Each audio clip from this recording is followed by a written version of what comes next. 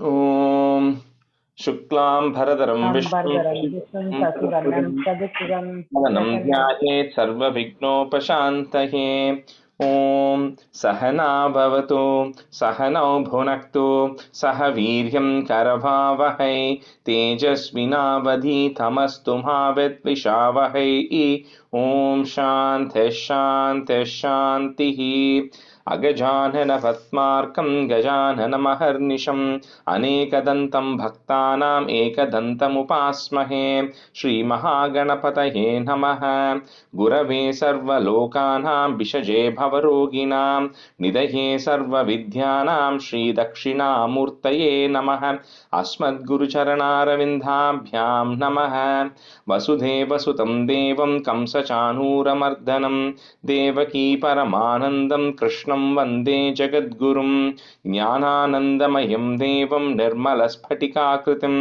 आधारं सर्वविद्यानां श्रीहयग्रीवमुपास्महे श्रीहयग्रीवमूर्तये नमः सरस्वती नमस्तुभ्यं वरदे कामरूपिणि विद्यारम्भं करिष्यामि सिद्धिर्भवतु मे सदा श्रीमहासरस्वत्यै नमः उमाकोमलहस्ताब्जसम्भावितललाटकं हिरण्यकुण्डलं वन्दे कुमारं पुष्करस्रजं வெற்றிவேல் முருகனுக்கு ஹர ஹரோஹரா लोकवीर्यं महापूज्यं सर्वरक्षाकरं विभुं पार्वतीहृदयानन्दं शास्तारं प्रणमाम्यहं स्वामिये शरणमय्यप्पा वागर्तापिव सम्पृक्तौ वागर्तप्रतिपत्तये जगदः पितरौ वन्दे पार्वती परमेश्वरौ श्रीपार्वतीपरमेश्वराभ्यां नमः कोमलं कूजयन् वेणुं श्यामलोऽयं कुमारकः वेदवेद्यं परब्रह्म तस्मै श्रीगुरवे नमः अस्मद्गुरुचरणारविन्दाभ्यां नमः श्रीकृष्ण गोविन्द हरे मुरारे श्रीनाथ नारायण वासुदेव श्रीकृष्ण गोविन्द हरे मुरारे श्रीनाथ नारायण वासुदेव श्रीकृष्ण गोविन्द हरे मुरारे श्रीनाथ नारायण वासुदेव पीताम्बरं करविराजितचक्रशङ्खकौमोदकी सरसिजं करुणासमुद्रं राधासहायम् अतिसुन्दरमन्दहासं वातालयेशम् अनिशं हृदि भावयामि कृष्णो रक्षतु मां चराचरगुरुः कृष्णं नमस्ये सदा कृष्णेनैव सुरक्षितोऽहमसकृत् कृष्णाय दत्तं मनः कृष्णादेव समुद्भवो मम विभो कृष्णस्य दासोऽस्म्यहं कृष्णे भक्तिरचञ्चलास्तु भगवन् हे कृष्ण तुभ्यं नमः श्रीगुरुवायूरप्पा शरणं नम्राणां सन्निधत्ते सततमपि पुरस्तैरणभ्यर्थितानपि अर्थान् कामानजः संवितरति परमानन्दसान्द्रां गतिं च इत्थं निःशेषलभ्यो निरवधिकफलः पारिजातो हरे त्वं क्षुद्रं तं चक्रवाटी द्रुममभिलषति व्यर्थमर्त्यव्रजोऽयं श्रीगुरुवायूरप्पा शरणं श्रीभट्टपादम् अनिशं हृदि भावयामि वंशीविभूषितकरात् नवनीरदाभात् पीताम्बरात् अरुणबिम्बफलादरोष्णात् पूर्णेन्दुसुन्दरमुखात् अरविन्दनेत्रात् कृष्णात् परं किमपि तत्त्वमहं न जाने കൈരണ്ടും കൂപ്പി ഞാൻ വീണ്ടുമീറക്കുന്നു നീരജലോചന നിന്നോടായി ഇതിനു മന്യനെ കുമ്പിടേണ്ട തോറു രീതിയിൽ നീ എന്നെ പാലിക്കെന്നായി കൃഷ്ണ ഹരേ ജയ കൃഷ്ണ ഹരേ ജയ കൃഷ്ണ ഹരേ ജയ കൃഷ്ണ ഹരേ. Good evening, everyone. Thanks for joining and thanks for accommodating change in time. I'm still in India this week, so I'll be back, but there was some confusion to my schedule as well. So thanks for that. So we'll keep this just as a quick short session. Just do one chapter. So before we get started, so Dashakam 17. Uma, can you do that? Dashakam Yeah, 17. Voice கேக்குறதா? கேக்குறது. Okay. எனக்கு அந்த ராகம்லாம் வராது, practice அப்படியே just சொல்றேன். I can maybe give you the first two lines. You can try. Okay. 2 lines exactly. उत्तानपादनृपतेर्मनुनन्दनस्य जाया बभूव सुरुचिर्नितरामभीष्टा. उत्तानपादनृपतेर्मनुनन्दनस्य जाया बभूव सुरुचिर्नितरामभीष्टा. अन्या सुनीतिरतिबद्धुरनासृदासा त्वामेव नित्यमहदशरणं गदापूत्. अङ्केऽपि दुःसुरुचिपुत्रगमुत्तमं तं दृष्ट्वा ध्रुव किल सुनीतिसुतोऽतिरोष्यन्. आक्षिक्षिपे किल शिशुस्तुतरां सुरुच्या दुःसन्ध्यजा खलु भवद्विमुखैरसूया. त्वन्मोहिते पितरि पश्यति तारवश्ये दूरं दुरुक्तिनिहतस्तगतो निजाम्बां. स्वाभिस्वकर्म गतिसन्द्रणाय पुंसां त्वत्पादमेव शरणं शिशवे शशंस. आकर्ण्यतोऽपि भवदर्शननिश्चितात्मा मानी निरेत्य नगरात् किल पञ्चवर्षः. चन्द्रुष्टनारद निवेदित मन्दमार्ग त्वामारराध तपसा मधुकाननान्ते. And the third line end mantramargah. मन्त्रमार्गः. ओके. त्वामारराध तपसा मधुकाननान्ते. ताते विषुण्ण हृदये नगरीं तदेन श्रीनारदेन परिशान्वितचित्तवृत्तौ पालस्वदर्पितमनः समवर्धितेन निन्ये कठोर तपसा किल पञ्चमासान्. दावत्तपोपलनिरुत्वसिते दिगन्ते देवातिदस्त्वमुदयः करुणाग्रचेताः. त्वत्रूपचित्रसनीलिनमदेः पुरस्ताद् आविर्बभूवित विपो गरुडाधिरूढः. त्वद्दर्शन प्रमदपारतरङ्गितं तं द्रुभ्यां निमग्नमिव रूपरसायने ते दुष्टूषमानमवकम्य कपोलदेश संस्पृष्टवानसि तरेण तदातरेण. And the third line, tushtushamanam avagamya. Just to say the third line again.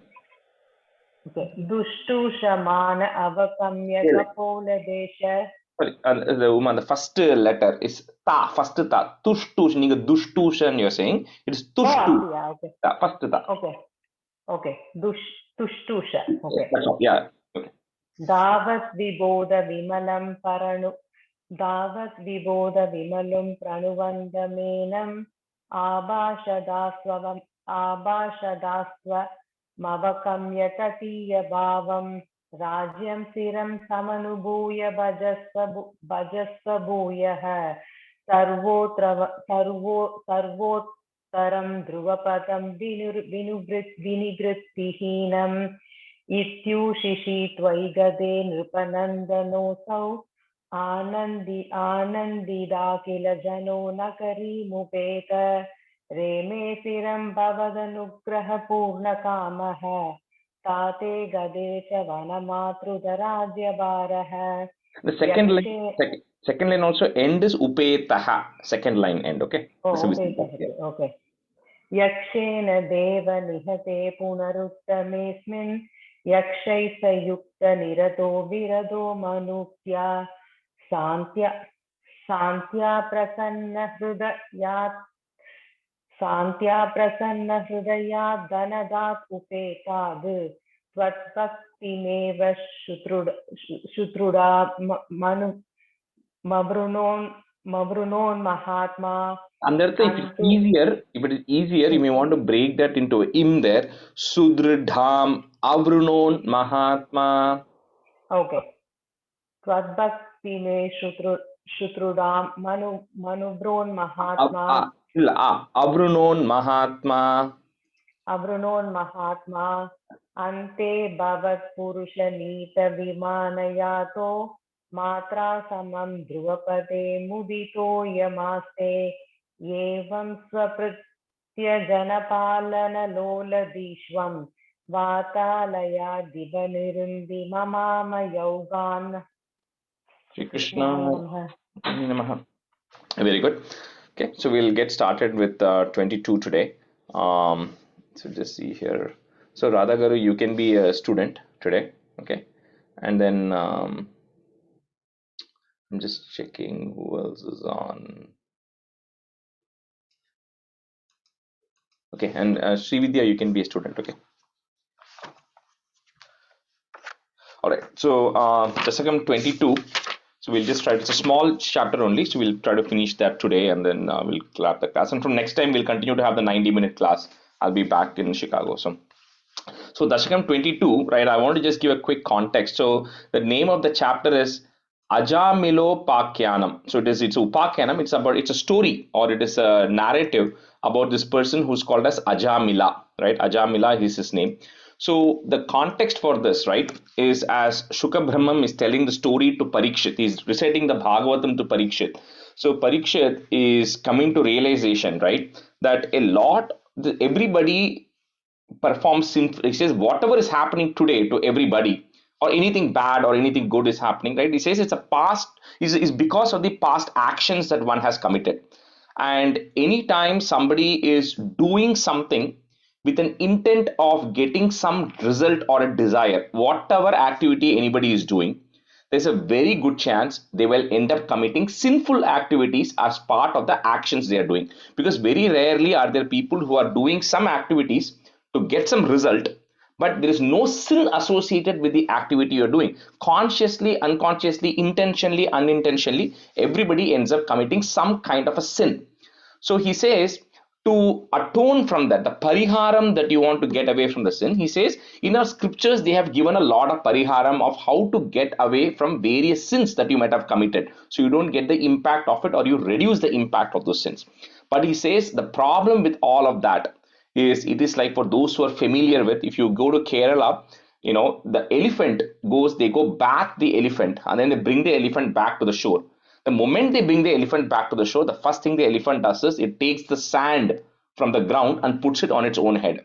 That's the first thing the elephant does, because it doesn't like feeling wet. It has to feel dry, right? So he says that is how human nature is. He says you commit one sin, you do some atonement for that sin, the next day you're going to go make a sin again, intentionally or unintentionally. He says it's a cycle. You cannot get away from that. He says the only way you can get away from that is, and even if you want to, even if you don't do an atonement, he says, one example he says is, just understanding that you committed a sin and you made a mistake itself is an atonement, itself is a pariharam. But he says we are stuck in this rut, right, of committing the sin, doing the pariharam, and getting stuck. He says, what is the way out of it? That is the question that Parikshit actually asks. And Sukha Brahmam says, I'm going to tell you the story about this person called as an Ajamila, and some examples of him, and that will give you an idea. So that is the purpose of this chapter. This is also about one of the big devotees of the Lord, right? So stanza 1. Ajamilo nama mahisurah pura charan vibho dharma pathan grihashrami guror gira kananametya drishtavan sudhrishtashilam kulatam madhakulam.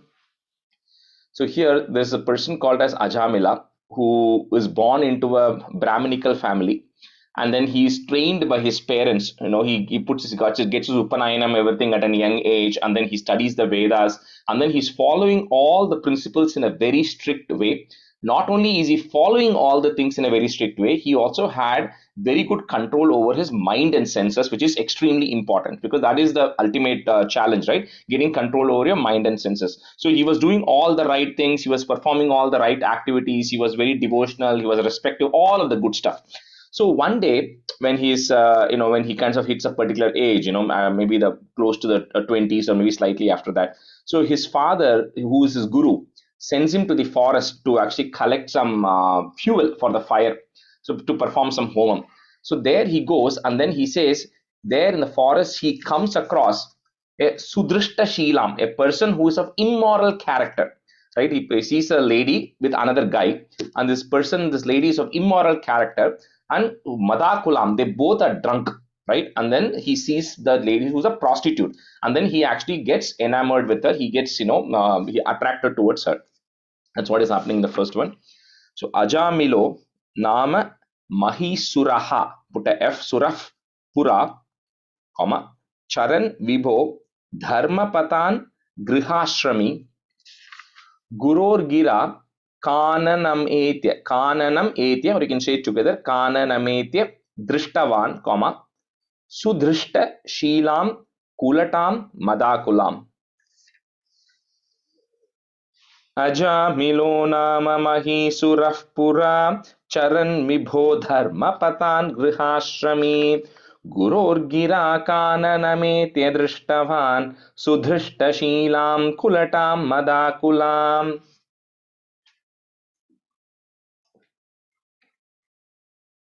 Oh, Radhagur, I'm not able to hear you.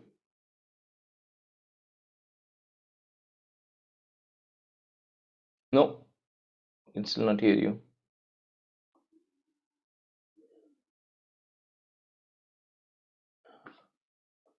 No, I'm not able to hear. Is anyone else able to hear? I'm not able to hear you. No, Rajesh.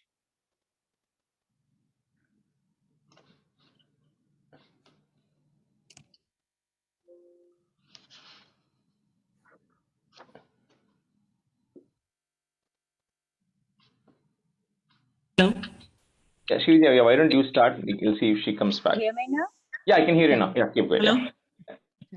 Yeah, we can hear you also. Ajami, Yeah, go ahead. Ajamilo nama Mahisuraः pura charan vibho dharmapatan gruhashrami gurorgira khananametya drushtavan sudrushtaशीलां kulatam madakulam. Ajamilo nama Mahisuraः pura charan vibho dharmapatan gruhashrami Gurorgira Khanan Sametya Drushtavan Sudrushtashilam Kulatam Madakulam. Third line, Kana Nametya. Second time you said something else there, but. Okay, Khanan Ametya. Ajamilo nama mahishura pura charan vibho dharma padhan grihashrami guror gira ghanana medya drishtavan sudrushtaseelam kuladham madakulam. The third line, Kana Nametya.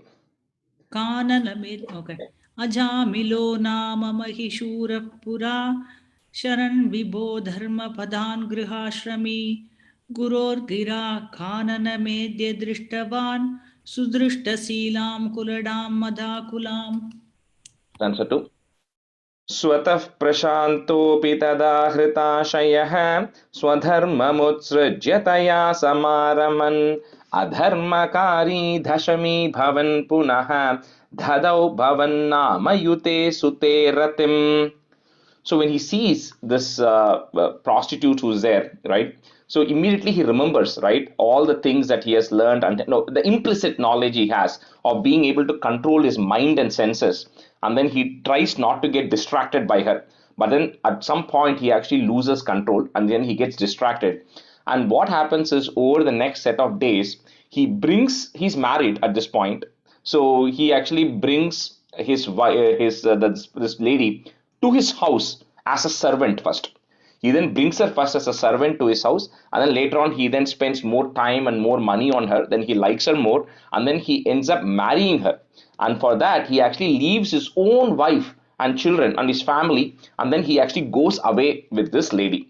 And he goes away with this lady, and now he settles down, right? So now his life expectation, the demands from the various things from his family keep on increasing. So whatever way he was doing all the things to daily routines, right, that was not able to meet his needs. So automatically what he does is he goes on to other ways of cheating. So of cheating people, gambling and harassing others and all of that, and stealing to get more money to support his family. And over a period of time, he has 10 children with this lady. So about several years pass, right? And he has 10 children. The only one good thing he does here, he says, is the last son that he has, he actually names him Bhavan Nama. He gives him your name, O Lord. Bhattaripad is saying he gives him the name of Narayana. That is the last name of the last son that Ajamila has. Okay. So Swataha is there. So put a F. Swatah Prashantopi Tadahritashayaha. So put a Tadahritashayaha, comma. Swadharmam utsrijya, if you want to break it. Swadharmam utsrijya taya samaraman adharmakari dashami bhavan punaha. Put a visarga there and a comma. Punaha.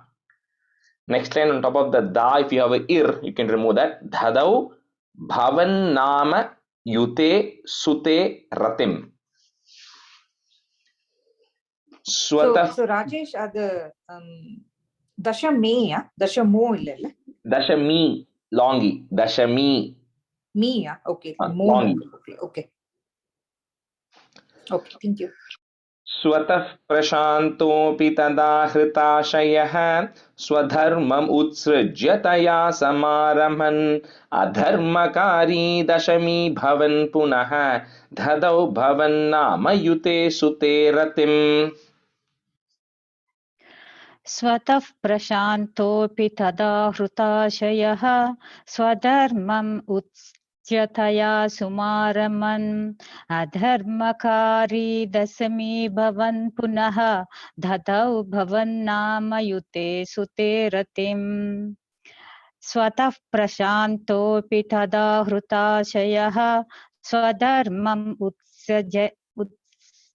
स्वधर्मम् उत्सज्यतया समारमन् स्वधर्मम् उत्सज्यतया समारमन् अधर्मकारी दशमी भवन् पुनः ददौ भवन्नामयुते सुते रतिम्. स्वदः प्रशान्तोऽपि तदा हृदाशयः स्वधर्म उत्सृज्य दया समारमन् अधर्मकारी दशमी भवन् पुनः तदौ भवन्नामयुते सुते रतिम्. स्वदः प्रशान्तोऽपि तदा हृदाशयः स्वधर्म उत्सृज्य दया समारमन् अधर्मकारी दशमी भवन् पुनः तदौ भवन्नामयुते सुते रतिम्. Stanza 3. समृत्युकाले यमराजकिङ्करान् भयङ्करान् स्त्रीनभिलक्षयन् भिया पुरामनाक् त्वत्स्मृतिवासनाबलात् जुहाव नारायणनामकं सुतम्.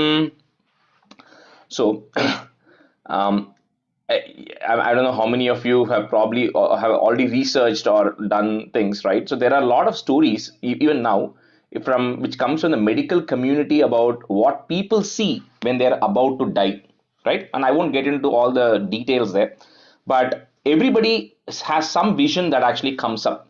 So this Ajamila, when he's about to die now, he's 80 plus years and he's on his deathbed. And one day when he's about to pass, he then sees Yamaraja Kinkaran. He sees three people, Bhayankar Anstrin, who are very terrifying, who are supposedly come to take him away. Right, and here Bhattaripad saying the Yamara, they are sent by Lord Yama to take him away. Right, those are the people he actually sees. Now, different people see different people when they are about to die. Now, in this case, Ajamila is seeing these three people who have actually come to take him away. So the moment he sees this, now when we tell people that at the time of death you have to remember the Lord, people say that's fine. I don't have to do anything during the course of my life. Then at the time of death, I will think about the Lord and then I'm going to get liberated. But the problem with that is that never happens, because when you just fast forward and you're about to die, the first thing that comes to your mind is what is going to happen to my family, what is going to happen to all the things I have, I'm leaving everything behind. Lot of other thoughts that come to mind. But this Ajamila, one thing he did good was he named his son Narayana. And what he does is when he sees this Yamaraja Kinkaran, when he sees them, he's so scared internally that he actually yells out. The only thing he can yell out is he yells out his son's name. So Narayana Namakam Sutam. He calls his son, whose name is Narayana. He's not even thinking about the Lord. He's just calling his son's name, whose name happens to be Narayana. Out of intense grief and intense pain and fear, he's calling out his son's name. So Sa Mrityu Kale Yamaraja Kinkaran, comma, Bhayankaran Streen. So this one you have to kind of say it together at least up to that na, and you can break it at that na. You can make it a in and a to say it easily. So Bhayankaran Streen Abhilakshayan Bhiya. Pura Manak Twat Smriti Vasana Bhalat. So here Bhattacharya is saying very beautifully, the only reason he was able to say that was due to the strength of the fragrance of your name, which he has been saying several times in his earlier in his life and also in his previous lives. So because of that, there is a certain vasana, that's an intense, inherent nature that is still left with him. Purely due to the strength of that, he calls out his son's name. So Juhava Narayana Namakam Sutam. Samrityukale Yamaraja Kinkarahan Bhayankaran Streen Abhilakshayan Bhiya Puramanak Twat Smriti Vasana Balat Juhava Narayana Namakam Sutam. Samrutyukale Yamaraja Kinkaran Bhayankaran Streen Abhilakshayan Bhiya Puramanak Tvat Murtivasana Bala Juhava Narayana Namakam Sutam. Samrutyukale Yamaraja Kinkaran Bhayankarastrin Abhilakshayan Bhiya Puramanak Tvat Murtivasana Bala Juhava Narayana Namakam Sutam. Rather, the third line end there is a it, right? Balat Balat. Tvat Puramanak Tvat Smriti Vasana Balat it. Oh, okay. Samrityukale Yamaraja Kinkaran Bhayangaram Streen Abhilakshayan Bhiya Puramanakvat Smriti Vasana Bhalat Juhava Narayana Namakam Sutam. Samrityukale Yamaraja Kinkaran Bhayangaram Streen Abhilakshayan Bhiya Puramanakvat Smriti Vasana Balat Juhava Narayana Namakam Sutam. And the second line, Shividya, and the Abhilakshay, Ksha is a full Ksha, right? I think you are not quite seeing the full Ksha. Yeah. Abhilakshayan. Yeah, Abhilakshayan, correct. Okay. Abhilakshayan Bhiya. Yeah. Stanza 4. दुराशयस्यापि तदा त्वनिर्गतत्वदीयनामाक्षरमात्रवैभवात् पुरोऽभिपेतुर्भवदीयपार्षदाः चतुर्भुजाः पीतपटा मनोरमाः. So the moment he calls out, he yells out this name Narayana out of fear and intense grief and whatever all feelings that he has, right? The last word he utters is the word Narayana. So immediately, because of Tvadiya Namakshara Matra, because of the strength of calling out your name with such intense grief and intense pain that he had at the time of his death, appear in front of him. This is what Ajamila is seeing now, right? So this kind of people don't know that he's dead, but he's now seeing all these things which are happening in front of him. So he now sees in front of him appear people, your messengers, your emissaries who have actually come there with Chaturbhujaha, all of who have 4 hands, Pitapata Manoramaha, who are also wearing yellow color robes, and Manoramaha. They're all looking very lovely in appearance. So your emissaries are actually coming and standing in front of Ajamila. That's what he now sees when he actually calls out this name. So although he has done all evil, and I will give a little bit more explanation of this towards the end of this as well, but here it says, even though he has committed a lot of sins, he then calls out your name at the absolute right time because of his, like we said, Vasana Balat, because of all the good things he has done, and then your messengers are now appearing in front of him as well. Durasha Yasyapi, that's one word. Tadatva Nirgata, and then put a plus. Tvadiya Namakshara Matra Vaibhavat. Purobhi Petur. So that you say it together till then. Purobhi Petur Bhavadiya Parshadaha, comma, Chaturbhujaha. Is there put a F? Chaturbhujah. Pita pata. The next word, some people have manoharaha, some people have manoramaha. So if you have anything else, change it to manoramaha. That's the right word there. So manoramaha. दुराशयस्यापि तदात्वनिर्गतत्वदीयनामाक्षरमात्रवैभवात् पुरोभिपेतुर्भवदीयपार्षदाः चतुर्भुजाः पीतपटा मनोरमाः. दुराशयस्यापि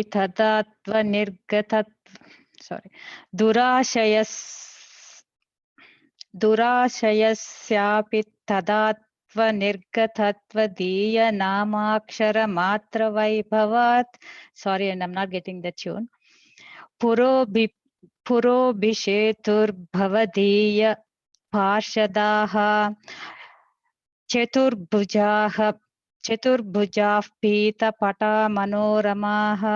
So the third line, I think something you said different. पुरोभिपेतुर्भवदीय पार्षदाः. Yeah, correct. दुराशयस्यापि तदात्वनिर्गतत्वदीयनामाक्षरमात्रवैभवात् पुरोभिपेतुर्भवदीय पार्षदाः चतुर्भुजाः पीतपटा मनोरमाः. दुरासेयस्यापि तदात्मनिर्गतद्वितीय नामक्षरामात्रवैभवात् पुरोभिपेदुर्भवति भवतीय पार्षदाः चतुर्भुजाः पीतपटा मनोरमाः. दुराशयस्यापि तदात्मनिर्गतद्वितीय नामक्षर मात्रवैभवात् पुरोभिपेदुर्भवदीय पार्षदाः चतुर्भुजाः पीतपटा मनोरमाः. And the second line, just a small correction, Srividya, and the namakshara, nama akshara, right? So the namakshara, and just make sure you're saying that a little bit. Namakshara matra vaibhavat. Yeah. Stands up, right? Amum cha sampashya vikarshato bhatan vimunchatetyarurudhur baladamhi nivaritaste cha bhavajjanaistadha tadiya papam nikhilam nyavedayan. So I don't want to scare anybody if I'm getting a little bit more in details here, but so at the time when you feel when the soul is about to leave the body, you get a drag, you get a pull that is happening. So like in Hindu Sanatan Dharma, they say it very loosely, right? That the rope is getting put on you and you're dragged. There's no physical rope. It is just it's a push, it's a pull that you feel, right? That is you're getting pulled out. So when his soul is about to leave his body, then he realizes, Ajamila is seeing that process stops. All of a sudden, these people who are the your emissaries, Lord, who have come, are telling the other people who have come to take you not to do that. So then there is a conversation that is now happening between the emissaries of the Narayana and the emissary and the messengers of Yama. That's a conversation that is going to happen over the next several stanzas, which Ajamila is fortunate to be able to hear and see what the conversation that is happening. So first, the emissary and the Yama's messengers are saying that, who are you all, right? Because we are come to do our duty. Our duty is to take this Ajamila away. But then you are all coming and then you seem to be stopping us from doing what we are supposed to do. But you all look as if you are some demigods or some heavenly planets. You all look like you are well educated or well learned and all that. So why are you all coming and interfering in the things that we are doing? So for that, the Lord's messengers are telling that you are all servants of Yamaraja, which means you all clearly know what is dharmam and what is adharmam, right? You all strictly follow the rules, the principles of karma and everything here. So he says, and then they come and tell, there are some things which are due for punishment, activities for which there is a karma that gets built up. Then there are certain things for which there is atonement that can be done. Now for this particular person, Ajamila, can you tell can you tell us what are all the things that he has done because of which you are now trying to take him away and then he is going to get punished? Can you give us that list? So when they ask, then the Yamarajas, the people who have come, give the list of all the bad things that Ajamila has done. So Tadiya Papam Nikhilam, every single sin that Ajamila has done in his entire lifetime, the Yamarajas people start giving that list to the messengers of the Lord. So Amum cha Sampashya Vikarshato Bhatan, comma, Vimunchyatetya Rurudhur. So this word also you cannot split it. So you have to kind of say the whole word together. Vimun in sound. Vimunchyatetya Rurudhur Baladami Nivaritaste cha Bhavaj Janaistada, comma, Tadiya Papam Nikhilam Nyavedayan. अमुं च सम्पाश्य विकर्षतो भटान् विमुञ्चतेत्यारुरुधुर्बलादमी निवारितास्ते च भवज्जनैस्तदा तदीयपापं निखिलं न्यवेदयन्. अमुञ्च सम्पास्य विकर्षतो भटान् विमुञ्चतेत्यार्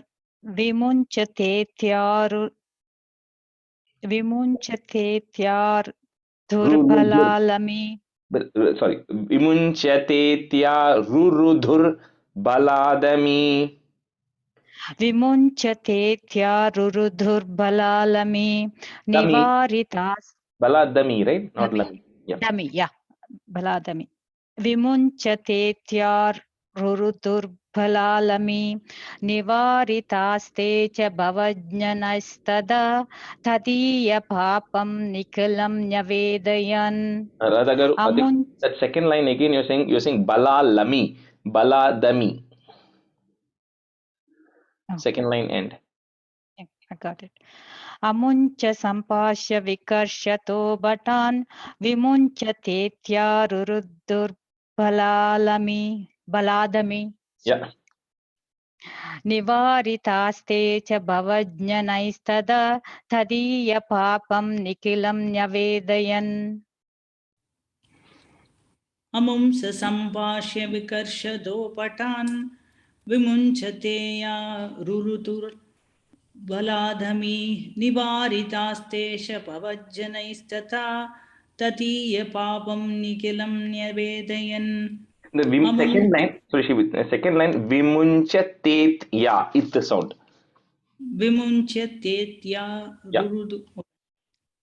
अमुंस सम्भाष्य विकर्षतो पटान् विमुञ्चतेत्या रुरुधुर्बलाधमी निवारितास्तेष पवज्जनैस्तथा ततीयपापं निखिलं न्यवेदयन्. Answer 6. भवन्तु पापानि कथं तु निष्कृते कृतेऽपि भो दण्डनमस्ति पंडिताः न निष्कृतिः किं विदिता भवादृशाम् इति प्रभो त्वत्पुरुषा भभाषिरे. So this now next few lines, this last line is going to be the standard. Iti prabho tvat purusha bhavashire. So Bhaktipada is telling to Guru Arapa, thus O Lord, your messengers, he's not saying Narayana's messengers, he's saying tvat purusha bhavashire, your emissaries, your people who you sent, thus spoke, right? So that's what they said, and then what they spoke is coming in the first three lines. So here when they list, like I said in the previous stanza, Nikhilam, see this Akhilam we all know. Akhilam means everything. Nikhilam means absolutely nothing has been left out. It's everything and nothing is an exception, right? So here they've listed out this entire list of sins.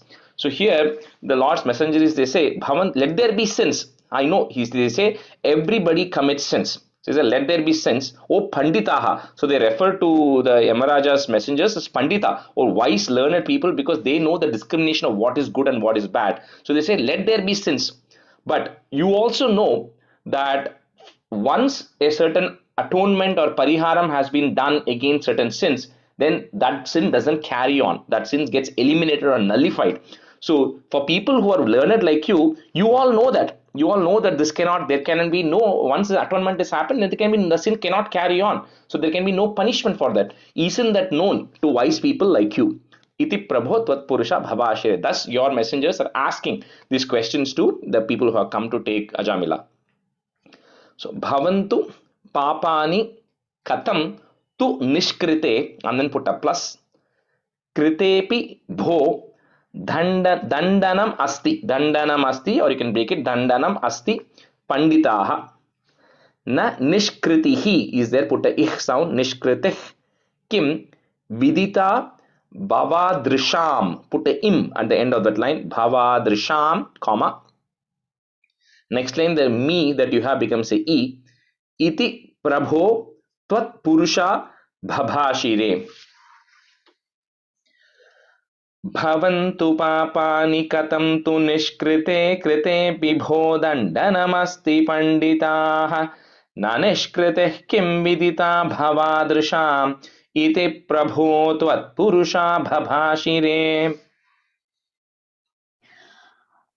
Bhavantu papani kadantu nishkrite कृतेऽपिभो दण्डनमस्ति पण्डिताः न निष्कृतिः किं विदिता भवादृशाम् इति प्रभो त्वत्पुरुषा भवाशिरे भवन्तु पापानि कदन्तु निष्कृते कृतेऽपिभो दण्डनमस्ति पण्डिताः न निष्कृतिः किं विदिता भवादृशाम् इति प्रभो त्वत्पुरुषा भवाशिरे भवन्तु पापानि कथं तु निष्कृते कृतेऽपि पोदण्डनमस्ति पण्डिताः न निष्कृतिं किं विदिता भवातृसाम् इति प्रभो त्वत्पुरुषा बभाषिरे. The third line, nishkriteh, ich sound, nishkriteh. இன்னொரு தடவை சொல்லிக் கொடுங்க. Nishkritihi is there, right, on the third line. ஆமா. So because the kim is coming, the next the joining letter is h sound, ich. So na nishkritih. Kritih. Kritih. Yeah, kritih. Thi h tih. Tih. Okay. Nishkritik. Yeah.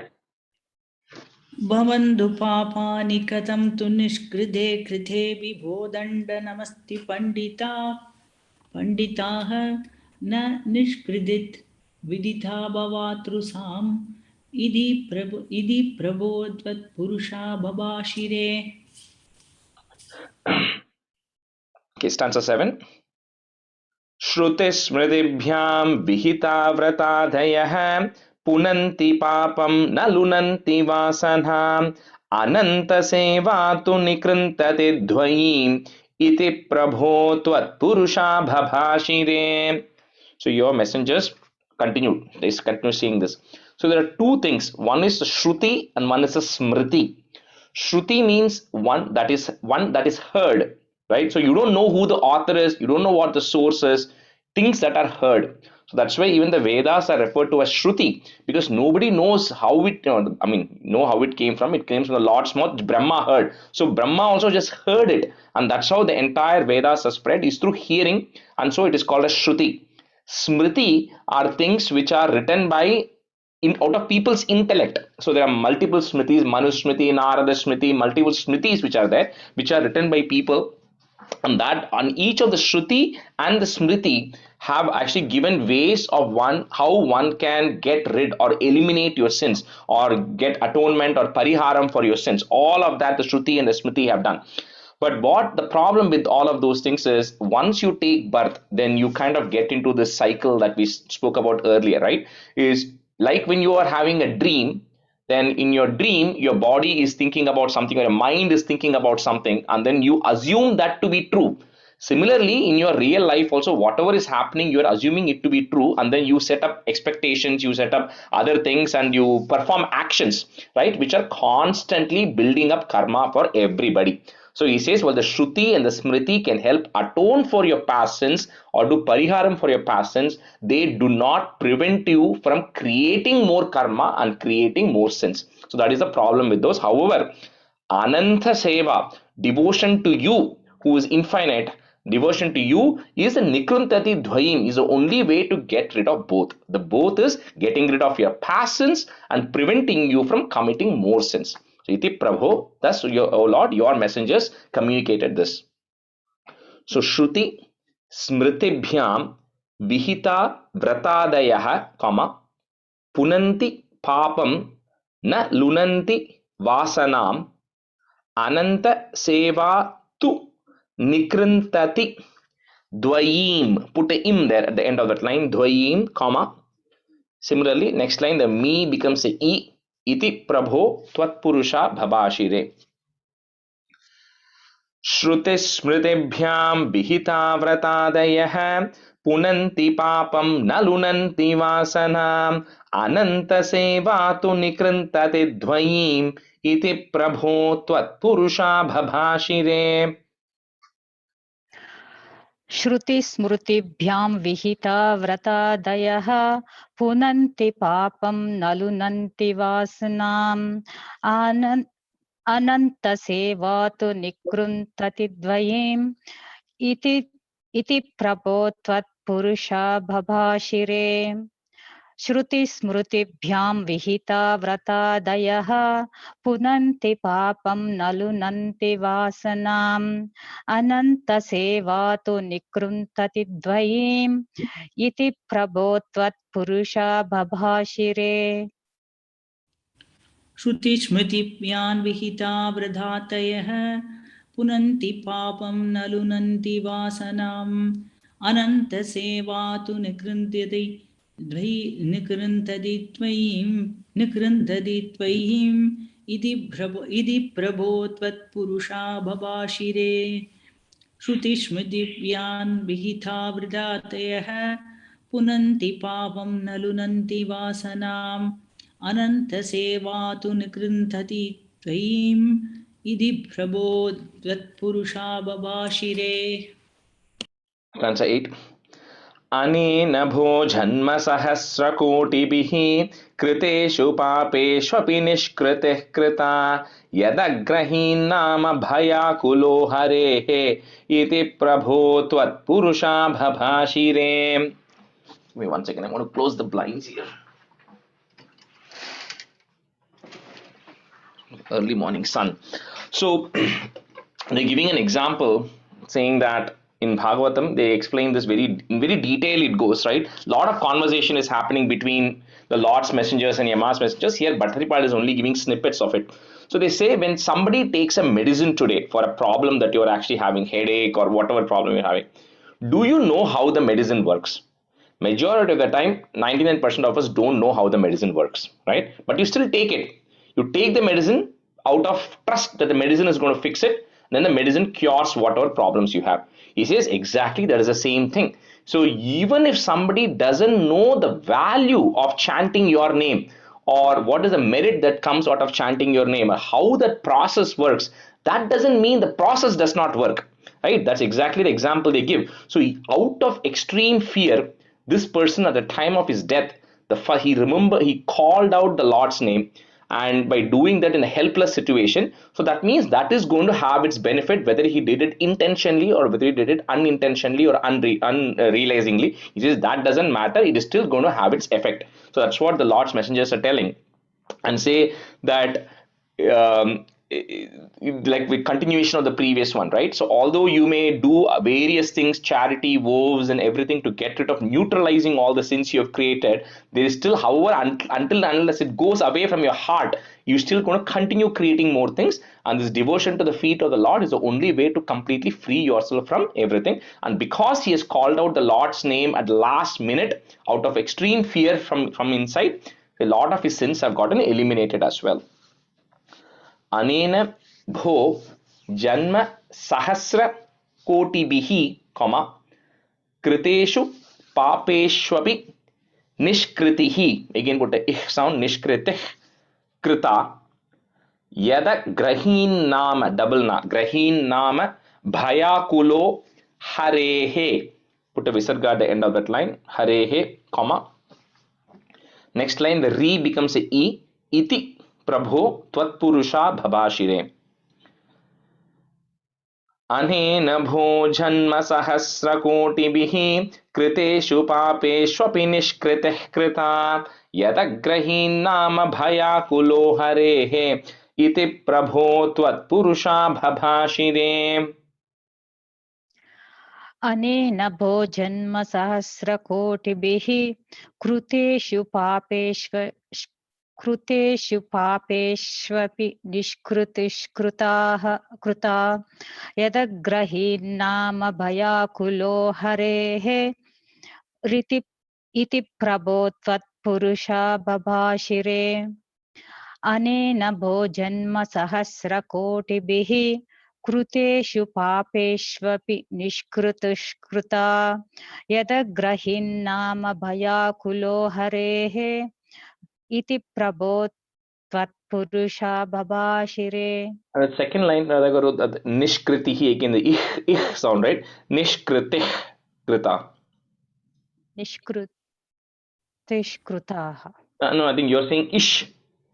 It's just a H. Nishkritih. Oh, okay. Nishkrutih kruta. Okay. Yeah. अनेन भोजन्म सहस्रकोटिभिः कृतेषु पापेष्वपि निष्कृतिः कृता यदग्रहीन्नाम भयाकुलो हरे इति प्रभो त्वत्पुरुषा बभाषिरे Harehe. Third line. Harehe. Visarga at the end. हरेः अनेन भोजन्म सहस्रकोटिभिः कृतेषु पापेष्वपि निष्कृतिः कृता यदग्रहीन्नाम भयाकुलो हरेः इति प्रभो त्वत्पुरुषा बभाषिरे. नृणाम बुद्ध्यापि मुकुन्द कीर्तनं दहत्यघौघान् महिमास्य तादृशः यथाग्निरेधांसि यतौषधं गधान् इति प्रभो त्वत्पुरुषा भभाषिरे. So he's using the word mukunda specifically here. Mukunda means muktim dhadati iti mukundaha, one who gives liberation, mukti. That's the person who's called mukunda. So is that mukunda kirtanam, whoever is singing the greatness of the Lord or praying to the Lord or devoted to the Lord, that person is always freed and is able to get liberated. Just like how dahatya ghaugan, whatever is there you put into the fire, right, it just burns it, right, it takes it as a fuel, it burns the entire thing off. Similarly, by saying the name of Mukunda, all your sins will also get burnt and eradicated. And we'll take that, like we said, the medicine example, I think it's coming here. So he just says, just like how a medicine cures it, you don't have to know how it is going to cure, it is going to cure. And that is the greatness of the name of the Lord. Iti Prabho Tvatpurusha Bhavashire. Abudhyapi, here the first word is actually Nirnam Abudhyapi, means even without knowing, right, just lack of knowledge. So Nirnama Budhyapi Mukunda Kirtanam, comma, Dahatya Ghaughan Mahimasya Tadrishaha Yetagnir Edhamsi. If you want to break it, it's Yetagnir Edhamsi. So Yetagnir Edhamsi, but it'll be easy to say the whole word together. Yetagnir Edhamsi Yataushadham Gadan. Put a in at the end of the line. Gadan, comma. Next time, if you have a ni, it becomes a I. Iti Prabho Tvatpurusha Bhabashire. नृणाम बुद्ध्यापि Mukunda कीर्तनं दहत्य घौघान् महिमास्य तादृशः यथाग्निरेधांसि यतौषधं गदान् इति प्रभो त्वत्पुरुषा भभाषिरे. नृणाम बुद्ध्यापि मुकुन्द कीर्तनं दहत्य घौघान् महिमास्य तादृशः यदाग्निरेधांसि यदौषधं गदान् इति प्रभो त्वत्पुरुषा भभाषिरे. त्वत्पुरुषा भभाषिरे. नृणाम अद्यापि मुकुन्द कीर्तनं दहत्य घौघान् महिमास्य तादृश्यः यदाग्निरेधांसि यदौषधं गदान् इति प्रभो त्वत्पुरुषा भभाषिरे. The first line, Radhaguru, you don't have to necessarily stop. Like I think the first word, Nrinama Budhyapi, just flows. नृणामबुद्ध्यापि Yeah, मुकुन्दकीर्तनम्. yeah. नृणामबुद्ध्याभिमुकुन्दकीर्तनं दहत्यगौघान् महिमास्य तादृशः यदाग्निरेदांसि औषधं कदान् इति प्रभो त्वत्पुरुषा बभाषिरे. Third line, नृणां yathaushadam, yathaushadam. Yeah. यदौषधं कदान् नृणामबुद्ध्याभिमुकुन्दकीर्तनं तहत्यगौघान् महिमास्य तादृशः यदाग्निरेदांसि यदौषधं कदान् इति प्रभो त्वत्पुरुषा बभाषिरे. And इति ऋतैर्याम्य भटैरपाश्रुते भवद्भटानां च गणे तिरोहिते भवत्स्मृतिं कञ्चन कालमाचरन् भवत्पदं प्रापि भवद्भटैरसौ. Like I said earlier, there's a lot of conversations that go between the two, Yamadutas and the Vishnudutas, but only some of them are mentioned here. But anyway, so Ajamila was fortunate that he was able to actually hear this conversation that was actually happening between the two of them. So when that happens, then finally Ajamila understands that how he lost control of his senses over a prolonged period of time and how he kind of dropped down from what he was able to do. So he realized that, I was born as a Brahmana, I was doing all the right things, and then I completely gave up my parents when they were old and sick. I left them. I also abandoned my wife and children, and then I resorted to all these unfair means of making money because I could not control my senses and I was completely bound by that. And then he says, and then he was also contemplating, how can I, who is so unclean, and by unclean he means who doesn't follow any rules, and I've been doing so many bad things, get an opportunity to call the Lord's name at the time of my death. And then he realizes it is purely because of not just what he has committed this birth, but all the previous janmam he has done so much good karma that somehow he was fortunate, right? That it said the vasanai was still there for him to call out the Lord's name. Otherwise, he could have called any other person, right? But he called out his son's name, which was also Narayana, and then he was able to do that, because of which I was able to at least get rescued for now, right? So he doesn't die, but he doesn't mean he's not going to die forever. He just doesn't die now. He's rescued now. So he realizes the value of this, and then what he does is he then leaves everything, because he's become old also. He was almost 80 years when this has happened. So he then goes to Haridwar and everything, and then he completely sets up a temple and everything, and then he devotes himself to Bhakti Yoga, because he got a realization. Although he got it late, he realized everything right now. Itir itair yamya, or you can say it together, itir itair yamya bhataira pasrute, comma, bhavat bhatanam cha gane tirohite, bhavat smritim kanchana kalam acharan, comma, bhavat padam prapi bhavat bhatairasau. So after he spent several years in Bhakti Yoga, finally he was able to reach your abode. Now at the time of death, he had become more realized, and then he reached you. Iti ritairyamya bhatairapasrute bhavat bhatanam cha gane tirohite bhavat smritim kanchana kalamacharan bhavat padam prapi bhavat bhatairasau. इति ऋतैर्याम्य भटैरपाश्रुते भवद्भटानां च गणे तिरोहिते भवत्कृतिं कञ्चन कालमाचरन् भवत्पदं प्रापि भवद्भटैरसौ. The third line, इति bhavat smritim. स्मृतिम्. इति ऋतैर्याम्य भटैरपाश्रुते भवद्भटानां च गणे तिरोहिते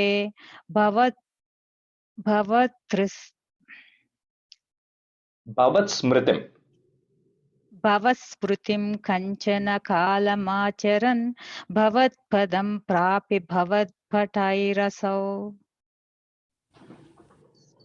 इति ऋतैर्याम्य भटैरपाश्रुते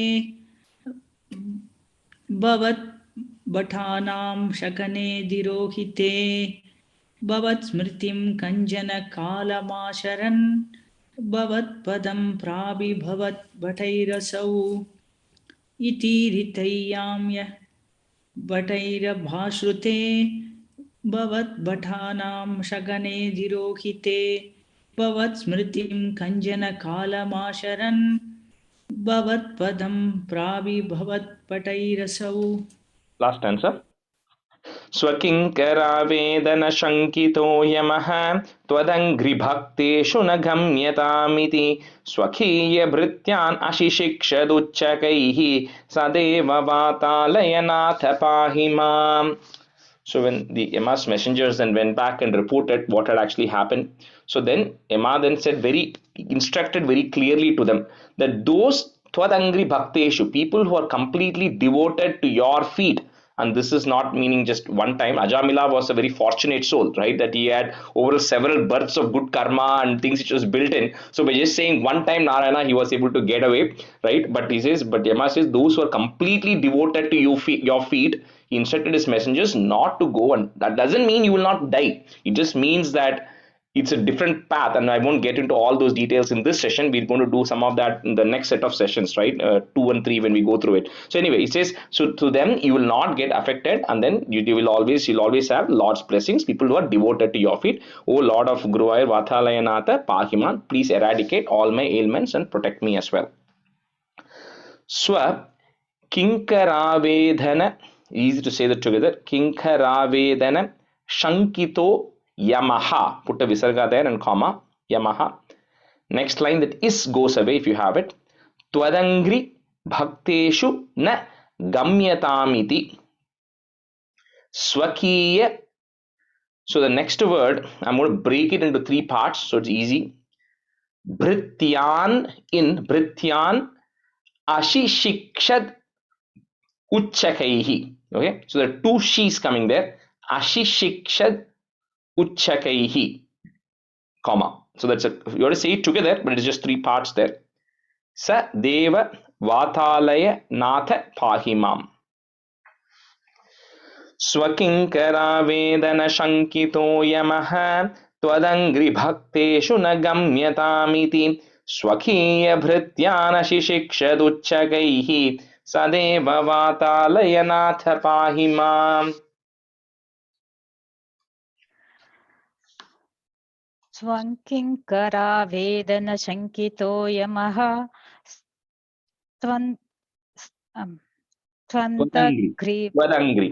Twadangri Bhakteshu na Gamyatamiti Swakiya Bhrityana Shishikshadutchakaihi Sadeva Vatalayanada Pahimam. Ashishikshad. Swakiya Bhrityana Ashishikshadutchakaihi. Yeah, it's a SH sound, she. Ashishikshad. Okay. Swakinkara Vedana Shankito Yamaha Twadangri Bhakteshu na Gamyatamiti Swakiya Bhrityana Ashishikshadutchakaihi Sadeva Vatalayanada Pahimam. That word is going to come again in the 24th chapter. So any of you are having trouble saying the word Ashishikshad, then practice it. It's going to come again next time. Swakinkaravedana Shankito Yamaha Twadangri Bhakteshu na Gamyatamihi Swakiya Prityan Asishiksha Duchchakaihi Sadeva Vatalayanada Pahimam. Shividya, on the 3rd line, Ashishikshad Uchchakaihi, not Ashishikshad Duchchakaihi. So you have to break it at the it. Okay. Ashishikshad Uchchakaihi. Yeah. Swakingravedana Sangito Yamaha Twadangri Bhakteshu na Kamyadamiti Swakiya Bhrityana Asishikshat Uchchakaihi Sadeva Vatalayanada Pahimam. Shri Krishnaya Parabrahmane Namaha. You can break it like exactly like how you said, break it into 4 parts, but the more you say it faster together, right? Then even you say it several times and you'll be able to say it together as well. Okay, we'll stop the class here.